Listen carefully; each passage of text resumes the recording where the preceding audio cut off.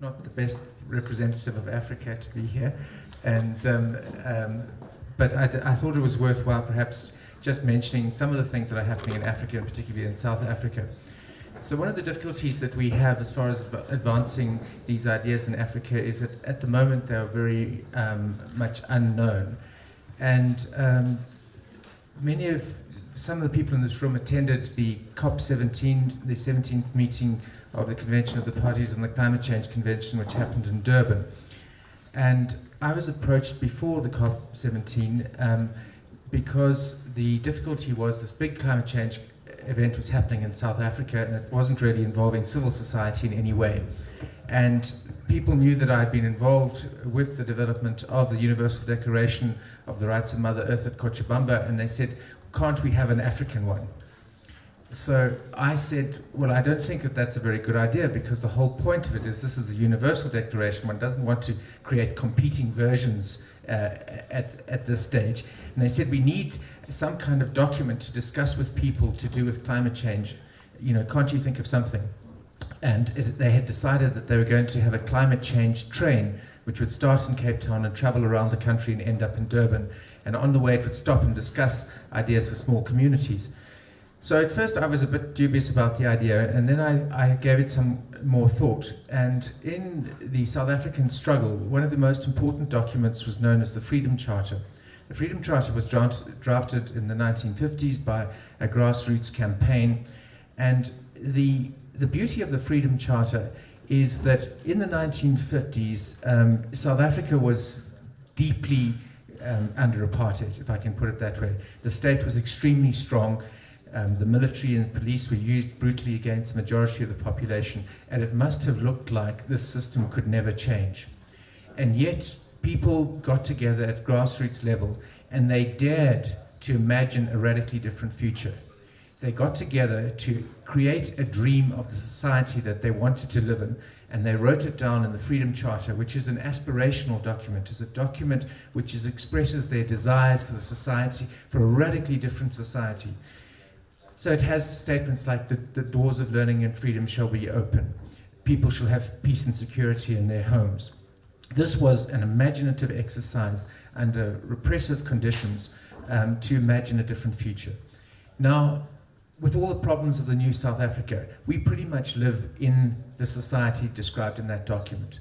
So that dream did, in fact, come about.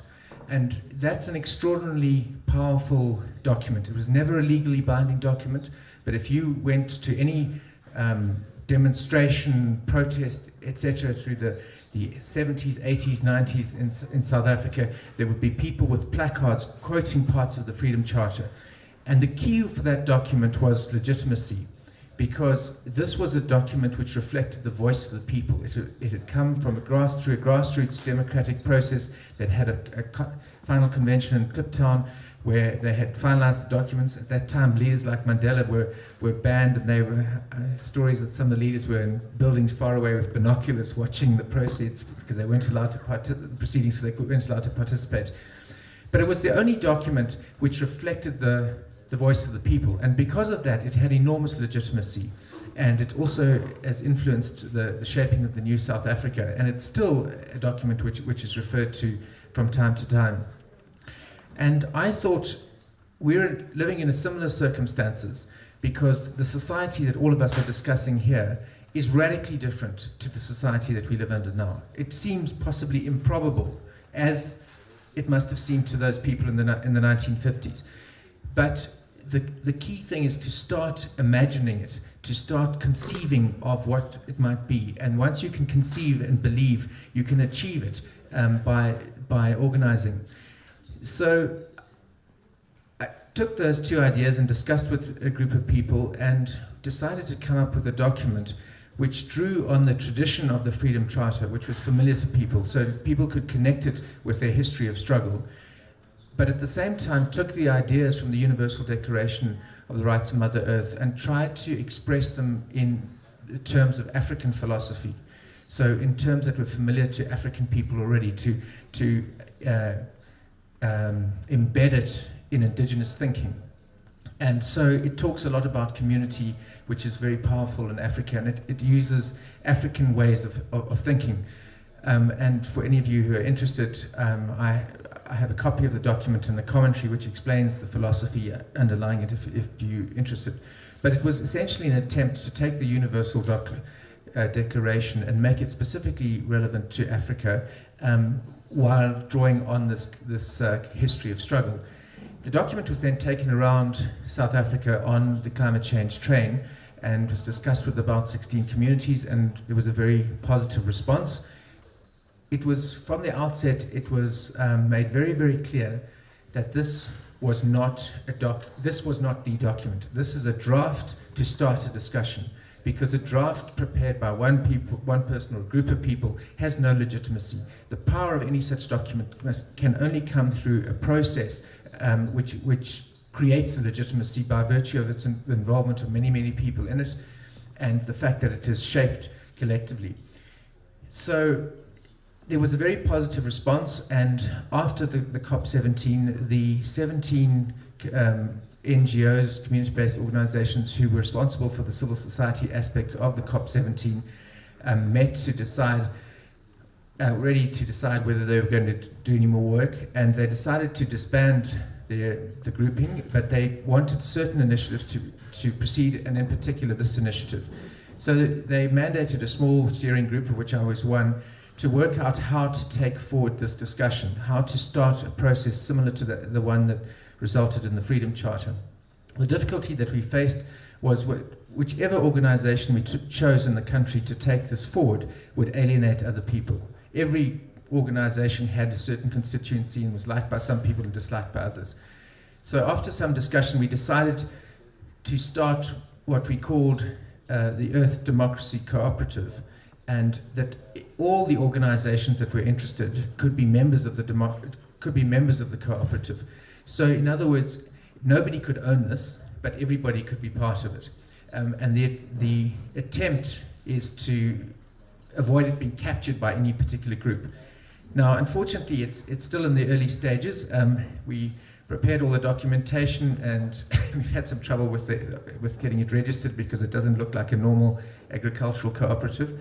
But nevertheless, there's been a lot of support from it, particularly some of the indigenous peoples groups are part of it. There's a wonderful organization, the Southern African Faith Communities Environmental Initiative. This is an organization that incorporates all the religions in South Africa, from pagans, traditional African religions, Jews, Hindus, Buddhists, Christians, Muslim, everybody. And they have taken this up. They're one of the participating groups, as well as many others and some local communities. So we've still got a long way to go, but part of the idea is to first imagine the healed state, if I can put it that, to imagine the world that we would want to live in, and then to start organizing around that. And the organization I anticipate will be very much at the community level, analogous to what the Community Environmental Legal Defense Fund has done in America, but it will be different in different areas depending on the circumstances. At the same time, these ideas have been taken up by other organizations, so there were declarations coming out of Durban from municipalities. There have been faith leaders throughout, meetings of faith leaders throughout Africa who have all passed resolutions endorsing the Universal Declaration of the Rights of Mother Earth and the agenda that came out of Cochabamba. So we are beginning to see the process of the emergence of a broad movement that would be potentially capable of driving this kind of change. But we've got a long way to go. There have been many other initiatives throughout Africa. There's a network, the African Biodiversity Network, that has been working with Earth jurisprudence ideas for many years.